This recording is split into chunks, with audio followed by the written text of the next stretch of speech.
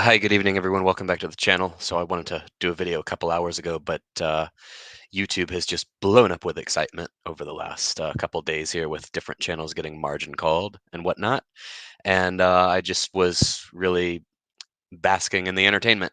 But nonetheless, here I am now. And since the market is recovering, we're going to go over the silver lining to this whole thing. Like I've been preaching no margin. I use no margin at all, other than like one time that I bought some NVIDIA shares on margin and immediately paid it off when the next dividend came in. So I continue to hold to that. The account that I show is all 100% my money, no margin at all. And we don't have to worry about margin calls in this space. So welcome, Richard King. First, I want to go over the newest YieldMax fund that we've got for um, it's actually Airbnb. I titled the video, but I can always change the title. Anyway, let me go share over here.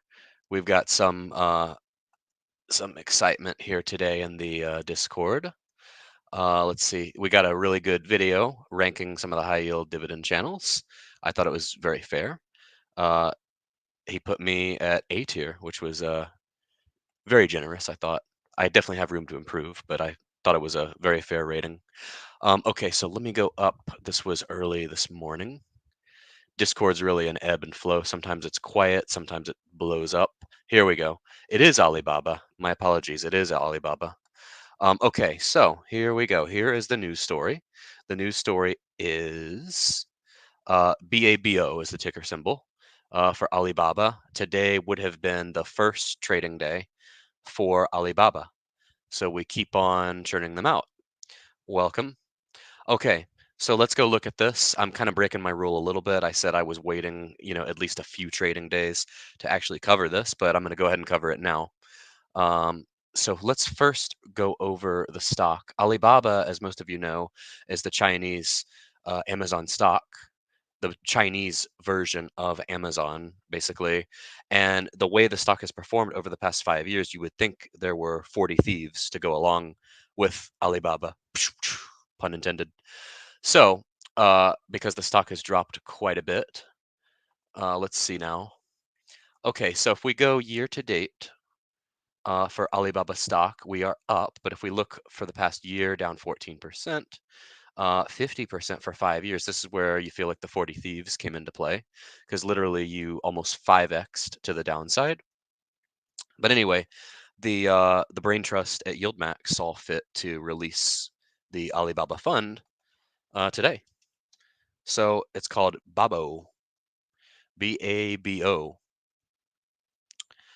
It was up 0.74% today. Now, here's what we see with a lot of YieldMax funds when they first launch. We've got a lot of movement in the after hours, 7.74%.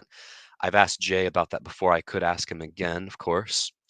Also, some of you very astute followers may have noticed I had scheduled a fund manager to come on this evening. I thought there was like an outside chance we were going to get him on like right at 5:30, and I was actually going to do it from another location, from an office actually.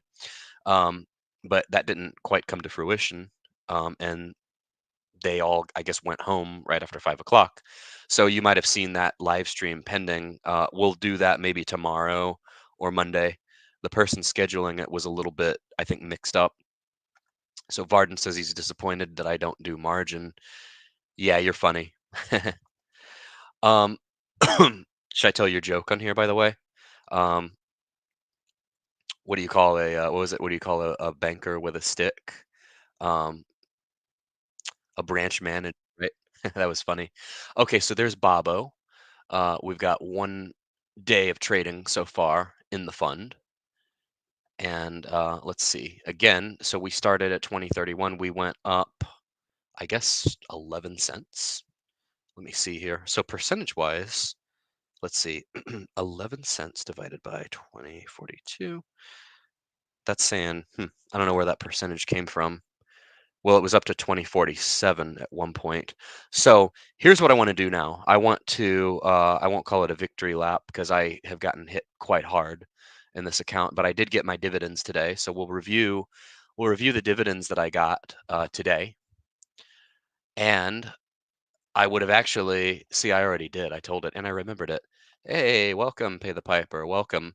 I want to start getting back to, by the way, portfolio reviews and live shows again. I haven't done a live show in a long time, but after the events of the last week, I'm feeling a bit, shall we say, reinvigorated. So here we go. Let me go share the dividends that I got today. And I wanted to, I didn't expect the market to shoot up like it did today, but I'm going to use all of these probably to buy TQQQ call options. So they all came in today. Probably could have just done it this morning.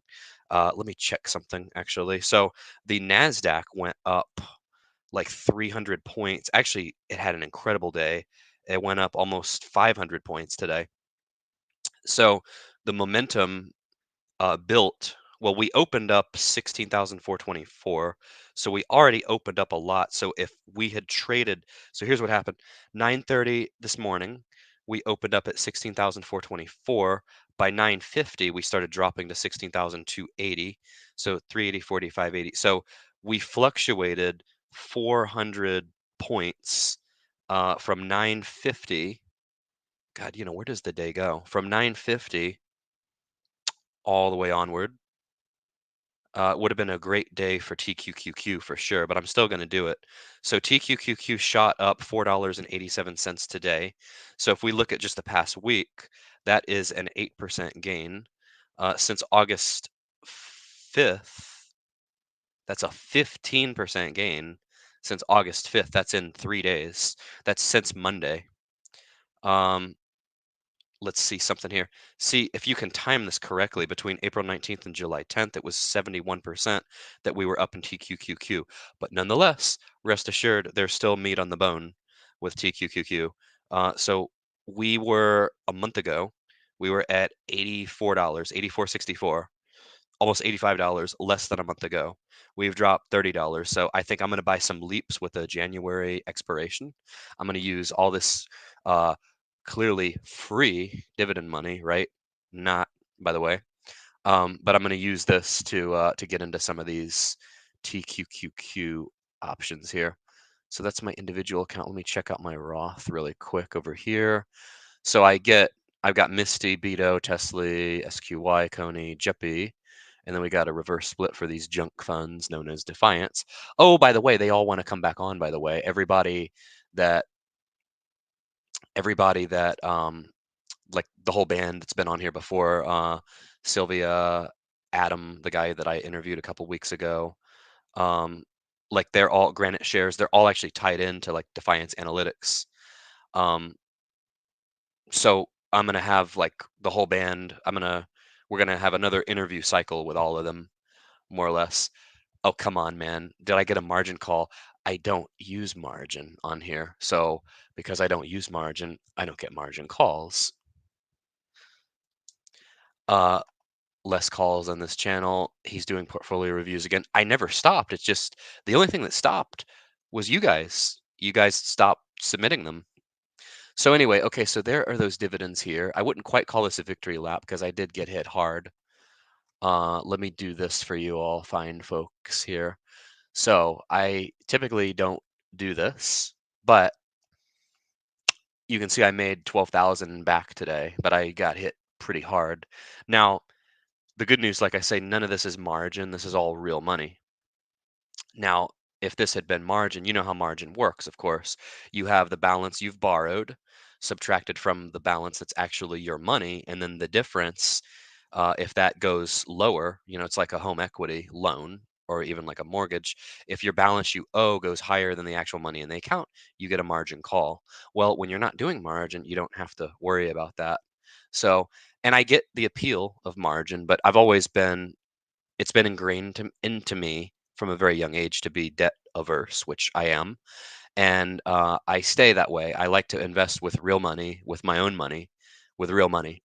So, nonetheless, honestly, we were over 200,000 in the portfolio like a month ago. So we have gotten hit pretty hard here. So just to level with you all, that's that when you're risky with your investment style, your account can fluctuate a lot.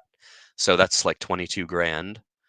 That's like 12% if you base it on the 178, or the original, it's like 11%, but still, that's for a month. That's pretty steep.